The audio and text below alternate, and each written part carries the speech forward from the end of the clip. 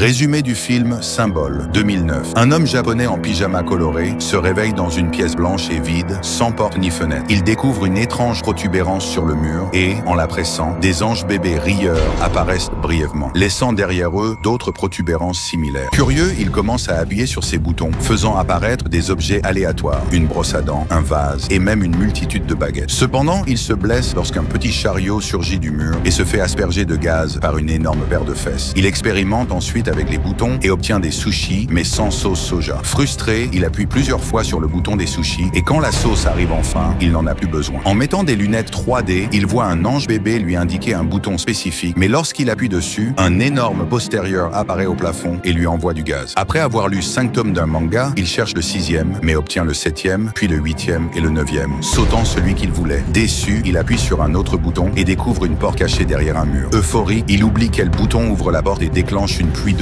et l'apparition soudaine d'un guerrier africain courant d'un mur à l'autre. Lorsqu'il retrouve le bon bouton, il réalise que la porte ne reste ouverte que tant que le bouton est maintenu enfoncé. Il essaye différentes méthodes. Appuyer avec son pied, frapper avec une tapette à mouche, un ventilateur, une corde, mais rien ne fonctionne. Il tente de coincer un vase lourd sur le bouton, mais il est trop léger. Il décide alors de le remplir. D'abord avec de l'eau, qui ne coule que sur lui, puis avec des sushis, le rendant trop lourd à soulever. Il utilise alors des baguettes pour en retirer une partie et, après un effort intense, il parvient à déplacer le vase. Mais le guerrier africain surgit à nouveau, bouscule le vase et le casse. Désespéré, il recouvre le bouton de sushi, tente du scotch, puis une plaque d'acier, sans succès. Après une pause et des antidouleurs, il découvre une nouvelle corde tombant du plafond, lui donnant l'idée de se balancer jusqu'à la porte. Mais derrière se cache une seconde porte verrouillée. Enragé, il frappe le mur et déclenche l'apparition d'une clé flottante, qui disparaît lorsque le bouton se relève. Il doit donc trouver un moyen de garder la clé accessible et la porte ouverte en même temps. L'homme, distrait, perd à nouveau le bon bouton. Il essaie plusieurs fois, faisant apparaître un chien aboyant, avant de finalement le retrouver. Pour ne plus l'oublier, il le marque avec un morceau de poisson sushi, mais se trompe encore et déclenche le chien. Il utilise ensuite une corde pour se balancer et atteindre différents boutons, mais il tombe. Il aperçoit une ventouse parmi les objets déjà obtenus et a une idée. Il l'utilise pour se propulser en combinaison avec la corde. Après quelques essais, il réussit à attraper la clé, ouvrir la porte cachée, mais découvre une seconde serrure nécessitant un code à 3 chiffres. Frustré, il jette la ventouse contre le mur et fait apparaître le guerrier africain. Réalisant alors que 3 chiffres sont écrits sur son front, il recommence donc le processus de balancier pour saisir les numéros et déverrouiller la serrure. Une fois la porte ouverte, un morceau de mur se referme derrière lui, le bloquant dans un espace exigu. Dévasté, il se remémore les moments passés à expérimenter avec les boutons et regrette de ne pas avoir apprécié sa liberté. Il sent alors une brise sur son visage, découvre une fissure dans le mur et la force pour s'échapper. Il arrive dans un couloir flottant dans le vide où le temps semble s'étirer. Lorsqu'il atteint enfin une nouvelle pièce, ses cheveux ont poussé et ses vêtements ont perdu leur bleu. Cette pièce contient des anges adultes dont seuls les membres dépassent, marquant une nouvelle phase appelée pratique. Pendant ce temps, au Mexique, une famille s'inquiète pour Antonio, dont le père, un catcheur nommé Escargot Man, est inhabituellement silencieux avant son combat contre un adversaire plus jeune. Sa femme pense que l'âge est un handicap, mais son père lui rappelle que l'expérience compte plus que la jeunesse. Escargot Man est conduit à l'arène par sa fille Karen, où il se prépare et prie. À l'école, Antonio est moqué par ses camarades pour avoir parié sur son père. Plus tard, Karen le conduit avec son grand-père au match. Le combat oppose l'équipe d'Escargot Man, Kiss Me A Lot avec Silver Eagle, à The Northern Tough Ones, Super Demon et Tequila Joe. Silver Eagle commence fort, mais est vite submergé quand ses adversaires le combattent ensemble. Escargot Man, d'abord passif, refuse d'entrer en action malgré les provocations adverses. Mais Silver Eagle parvient à duper ses ennemis, créant une ouverture pour son coéquipier. Cependant, dès qu'Escargot Man entre en jeu, il est rapidement dominé. Alors que son adversaire s'apprête à le frapper avec une chaise, l'homme dans la pièce mystérieuse presse un bouton, faisant magiquement allonger le cou d'Escargot Man, qui assomme ses deux adversaires d'un coup de tête. Intrigué par l'absence de réaction dans sa propre pièce, il appuie encore, ce qui fait tomber Silver Eagle, l'arbitre, Antonio et même la cloche. Ne voyant toujours aucun résultat, il teste d'autres boutons. L'un fait souffler du feu à un chanteur de métal à Los Angeles, un autre fait échouer un magicien russe et un dernier fait aboyer un homme en Chine. Sur le point d'abandonner, il aperçoit une lumière au-dessus et réalise que sa pièce n'a pas de plafond. Il peut voir les anges voler. Il décide alors d'escalader les murs en utilisant les boutons comme prise d'escalade. À chaque prise, un événement se produit sur Terre. Des fleurs éclosent, un éléphant meurt. Plus il monte, plus les effets deviennent complexes. Des inventions humaines apparaissent, un grille-pain, l'homme marche sur la lune. Lorsqu'il atteint le sommet, ses cheveux et sa barbe ont poussé et il n'a plus besoin de s'accrocher. Il flotte désormais comme les anges. Fort de son expérience acquise, il embrasse son rôle de Dieu et commence à influencer l'humanité consciemment, choisissant les grands événements au lieu d'appuyer au hasard. Finalement, les murs disparaissent, remplacés par des plumes. Il entre alors dans un portail lumineux, arrivant dans la dernière pièce où les continents sont dessinés sur les murs et où trône un énorme bouton. C'est la phase appelée Futur.